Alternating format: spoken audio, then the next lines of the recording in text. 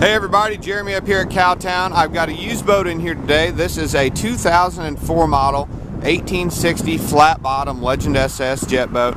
This does have a 150 horsepower Evinrude direct injected engine on it. It's sitting on a 2010 model haul right trailer. Pretty clean boat. You know, it's got a couple options. It does have a boarding ladder.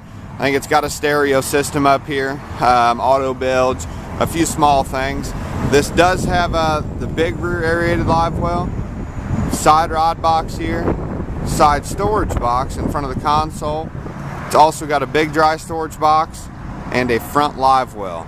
It's got all the pre-wiring for a trolling motor. It's got the trolling motor mount, so it's all there so you can put your own trolling motor on. Got a few dents and dings, couple bruises, but nothing to affect the way the boat's going to perform or run by any means. Very nice setup, guys. If you're interested, give us a call at 573-885-6300 or visit our website for the rest of our used boats at www.cowtownusainc.com.